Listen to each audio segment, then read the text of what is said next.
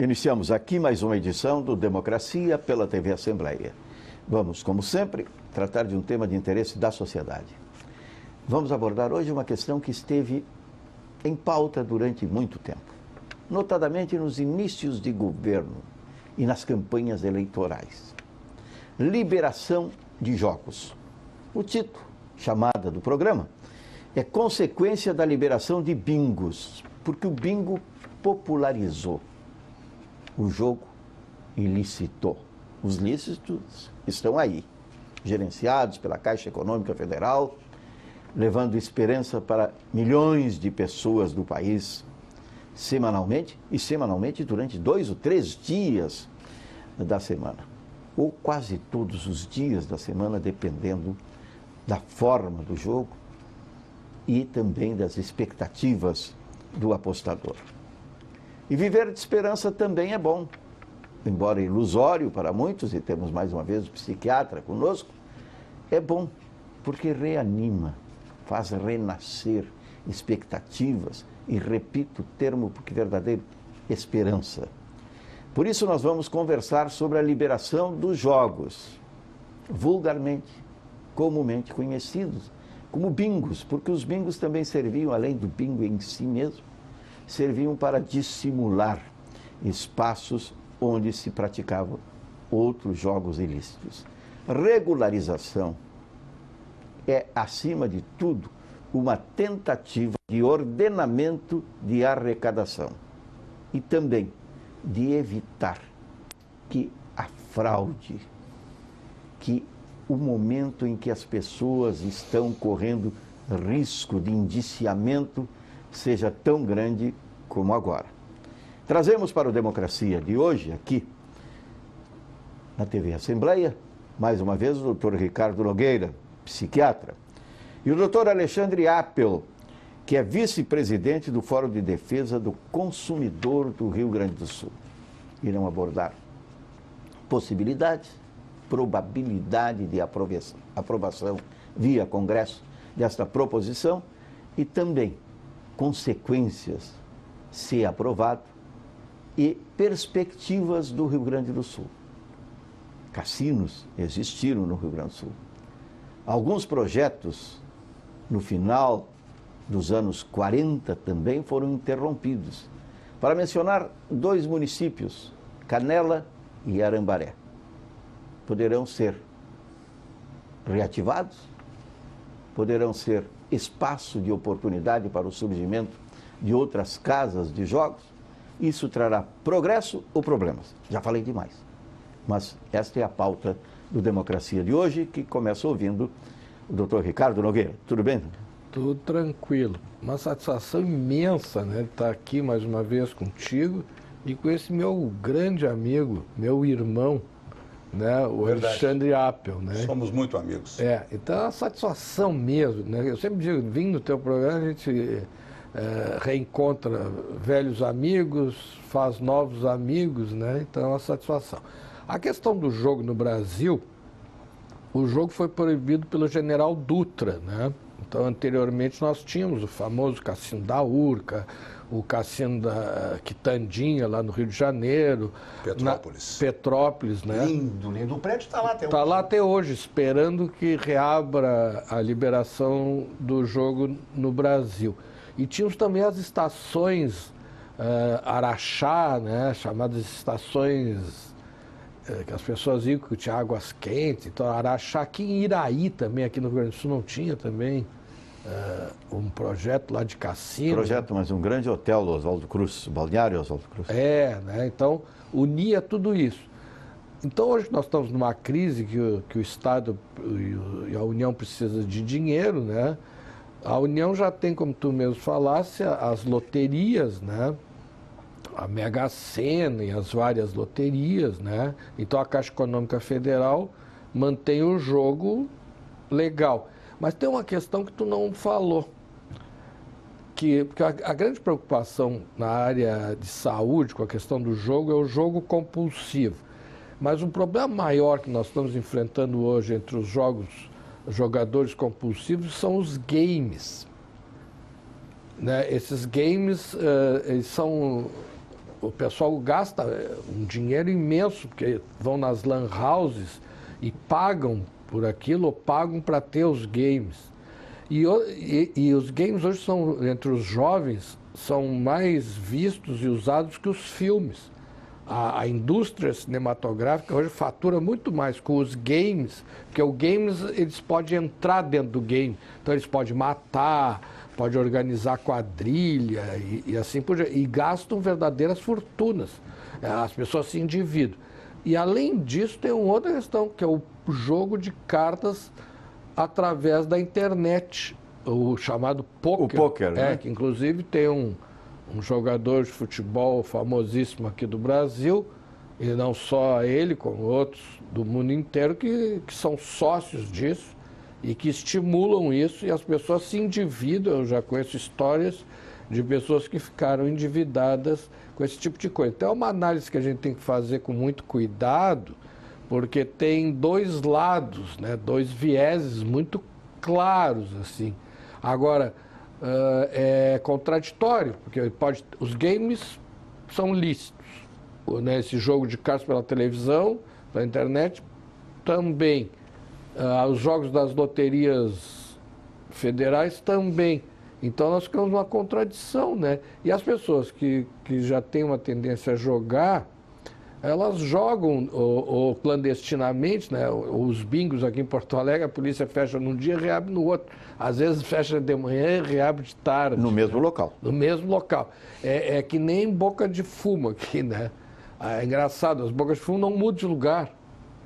Prende o patrão da boca, entra o filho. Prende o filho, entra a mulher. Prende a mulher, entra a sogra.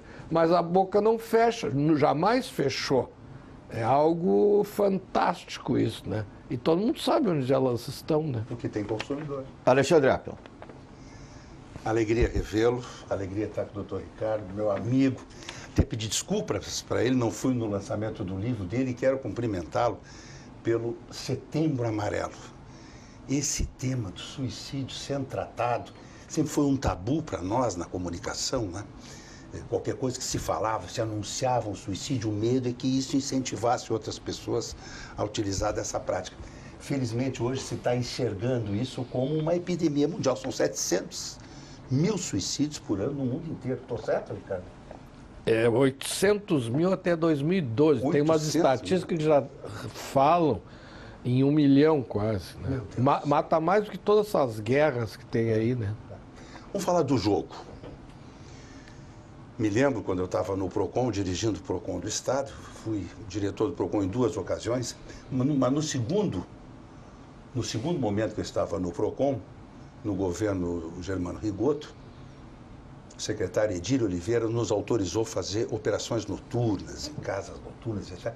Nós encontrávamos muitos caça-níqueis. Então, junto com o Ministério Público, se fazia um trabalho de recolher aqueles caça-níqueis. Mas, de fato, uma semana depois, alguns dias depois, o caça-níquel estava lá de volta no mesmo local. Ou seja, o brasileiro adora jogar. Isso é uma realidade. Joga há muitos anos. Eu morei no Rio, São Paulo, onde o jogo do bicho é muito forte, principalmente no Rio de Janeiro, né? E eu sou totalmente a favor de que os cassinos sejam regulamentados. Da legalização. Da legalização total. Totalmente a favor. Gera emprego, gera impostos. A pessoa que está dentro de um cassino, de um bingo, ela está protegida da violência urbana, né? Não está no lugar irregular, que de repente pode acontecer alguma coisa, um crime, alguma coisa. Está dentro de locais protegidos. A maioria dos gaúchos, pessoas, eu conheço muita gente que vai à Punta del Este jogar no cassino, lá no Conrad, vão lá jogar, jogam todos os meses, vão à Punta del Este jogar. Outros vão para fora do país, vão para Califórnia, Los Angeles, enfim, jogam fora do país. Por que não jogar aqui dentro? Agora, tudo no Brasil parece que é contaminado, né? Não se vai regulamentar o jogo, o consumidor vai ser passado para trás. Aí é uma questão de criar, no Departamento de Loterias da Caixa Econômica Federal, uma estrutura adequada de fiscalização, de técnicos, de pessoas que conheçam a tecnologia desses jogos. Como disse o doutor Ricardo, muita coisa por internet, muitas máquinas, muitos sistemas né? É possível que existam organizações que queiram lesar propositadamente os consumidores. Aí é uma questão de fiscalizar esse troço. Como também fiscalizar a correta arrecadação dos impostos, destinar nesse projeto de lei que vem a regulamentar, destinar esses impostos para a área de segurança e saúde, por exemplo, quer dizer, carimbar essa arrecadação. O brasileiro gosta de jogar. E a gente tem isso como uma coisa proibida. Está na contramão da modernidade, está na contramão do princípio do livre-arbítrio. Deu livre-arbítrio, o homem ele faz o que quer. Tenho pensado muito na descriminalização das drogas, cara. Nós já perdemos essa batalha, Batista. Há anos continuam aí os traficantes, agora nós estamos com essa guerra em Porto Alegre aí, pelo ponto de drogas, é o que o doutor Ricardo disse, fecha a boca de fumo num dia, no outro dia está aberta. Não sei, nós precisamos repensar as coisas, ter uma visão mais aberta disso, né? Achar que o jogo vai minar isso, não vai. O jogo não vai piorar a vida de ninguém. Vai dar emprego.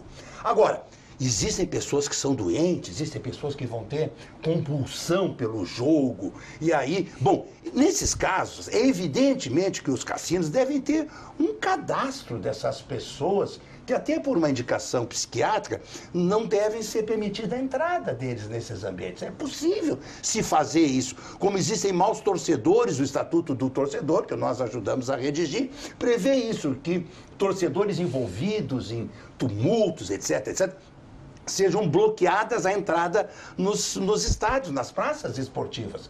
Nós podemos criar algum mecanismo de cerceamento a essas pessoas que têm problema de ordem psiquiátrica, que vão vender tudo dentro de casa para o jogo.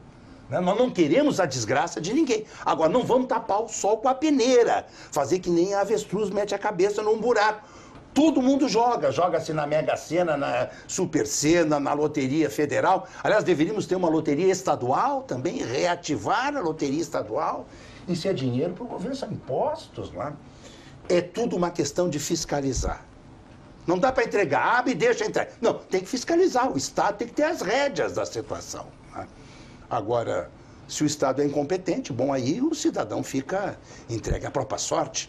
Sou totalmente a favor da regulamentação dos jogos de azar, bingos, cassinos, etc., no nosso país. Acho que vai dar um bom resultado. Toda conversa tem causa e efeito, né? E é isso que a gente precisa salientar com muita firmeza, que as posições podem ser contraditórias, mas sempre são elucidativas. Né? Sem a discussão é que velha expressão não nasce a luz. Continua tudo sombrio.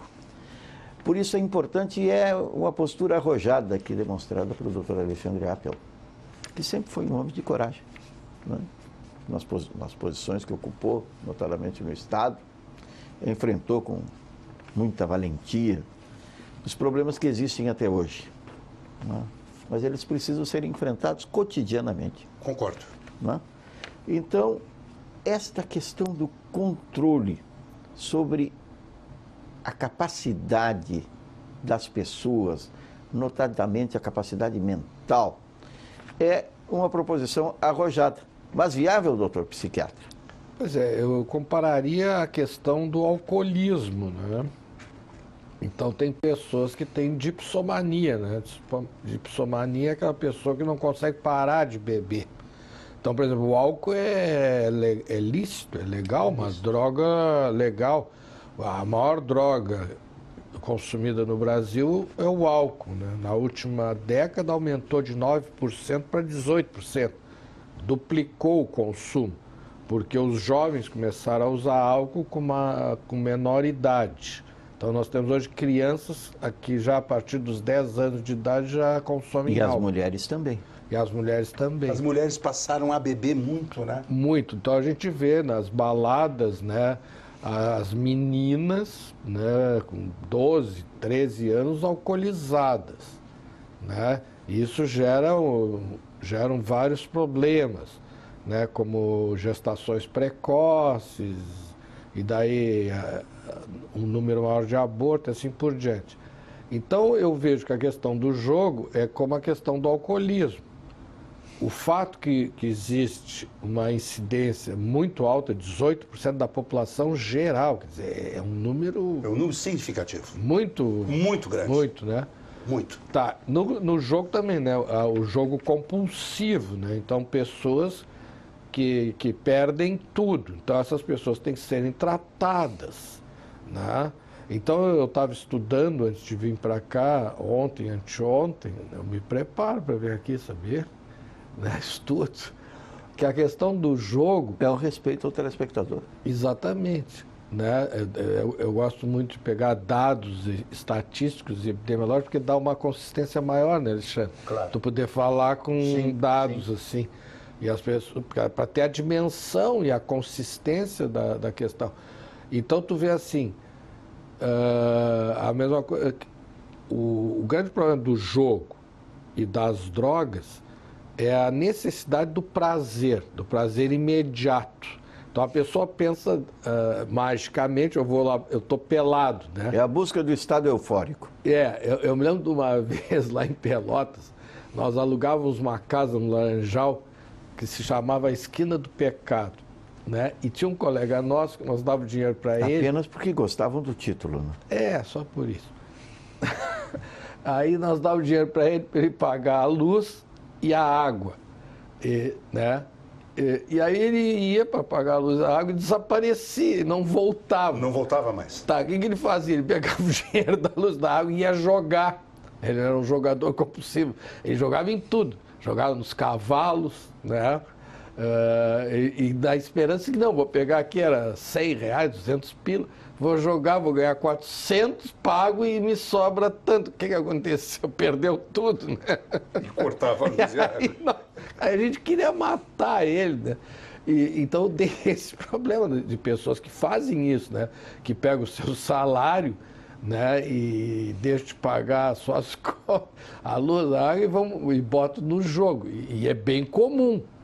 Infelizmente, ocorre esse tipo de coisa.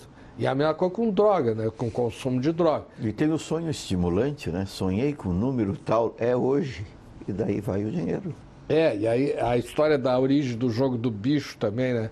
Na verdade, o jogo do bicho foi um jogo beneficente para favorecer o zoológico do Rio de Janeiro, que foi o Marquês Drummond, Conde Drummond lá, que é o criador do jogo do bicho lá no Rio, por isso a questão do número e do bicho, né? Então a pessoa sonhava com o bicho e jogava naquele número, né? No Rio de Janeiro, eu morei no Rio de Janeiro também. Morei no Rio de Janeiro. Eu e o Alexandre também, acho que seguimos a mesma saga, né? Rio de Janeiro, São Paulo. Eu morei em Brasília também. Mas tem em Salvador. Algumas vezes também a dificuldade causada pelo arrecadador. O desconhecimento do arrecadador, porque eu conheço a história de um apostador que sonhou com a letra A bem grande. E o arrecadador passou e ele perguntou, sonhei com a letra A, que bicho eu jogo? E a resposta do arrecadador, elefante. Evidente que não deu. Então lá no Rio de Janeiro tinha uma tradição que o dia que morria alguém famoso, sim, muito famoso, o número da catacumba, te lembra? Lembro, sim. Não, o número da catacumba hoje não vale. Sim, os banqueiros bloqueavam o número da catacumba de um artista famoso. A primeira coisa, o cara tá ali morrendo, todo mundo de olho no número. Porque no Rio de Janeiro o jogo do bicho realmente é uma coisa assim muito popular, né? As bancas são no meio da quadra, os apontadores e tal. O jogo do bicho hoje parece que ele perdeu um pouco, né, do seu glamour. Eu sei que as pessoas mais idosas ainda têm aquela tradição. A gente tinha conta do jogo do bicho. É verdade. É conta, né? Então o jogo do bicho é uma coisa muito popular no Brasil. Mas com a Mega Sena... Que está incluído na proposta de legalização. Mas eu acho que se legalizar, o bicho perde a graça, o jogo do bicho, né?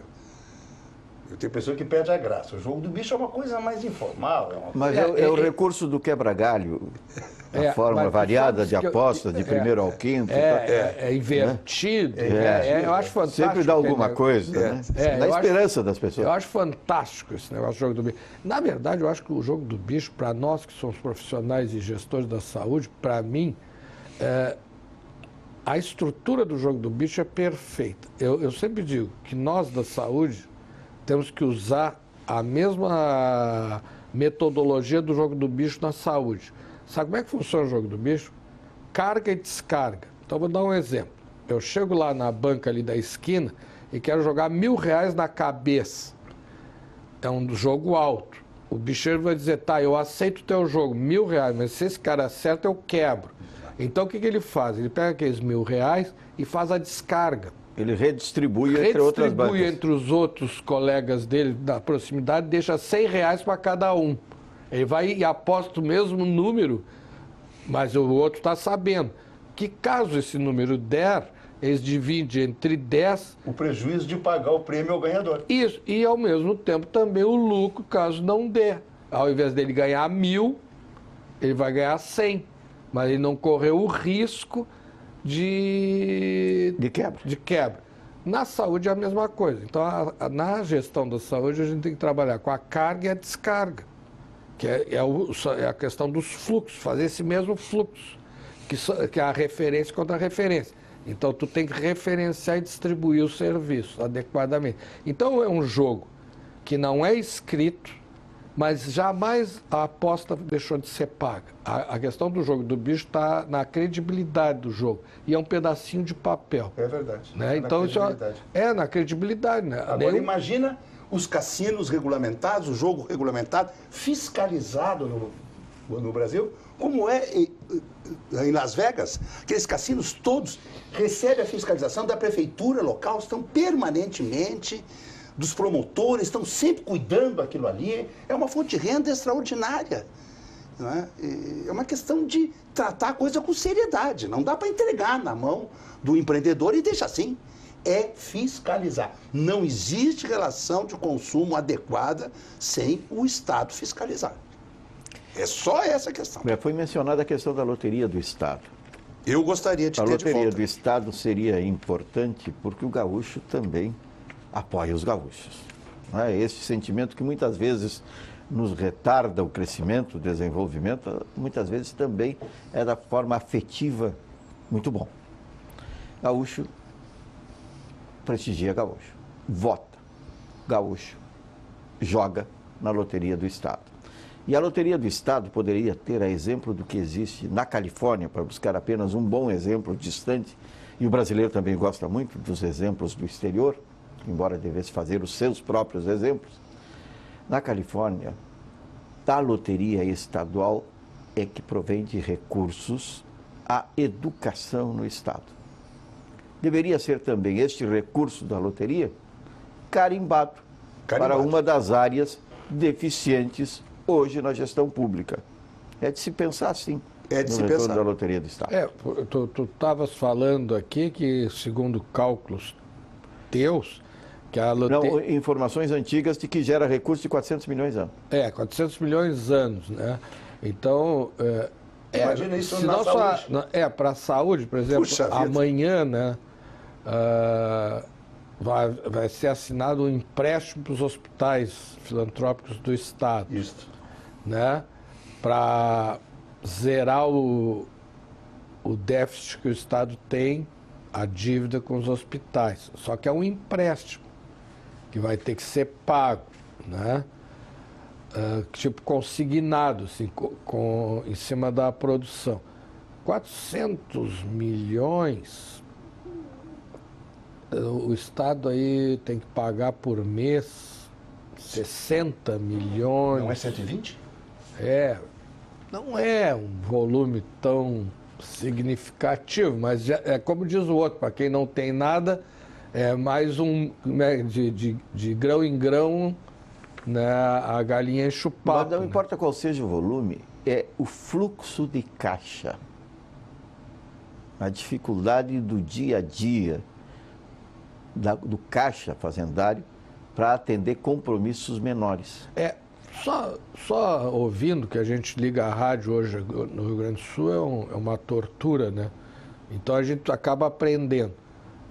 Segundo consta, o déficit do Estado para o ano que vem é de 2 bilhões, né? Era 6 bilhões, né? Não, 6 e baixa cerca de 2, ele ultrapassa 4. Tá, então fica 4. 4 bilhões, 400 milhões daria 10%. 10%. Estamos chegando ao final do primeiro bloco do Democracia. Vamos, no segundo momento, centrar aqui a conversa na liberação do jogo, especialmente do bingo. Este que parece ser o mais popular, porque é rigorosamente o mais lembrado.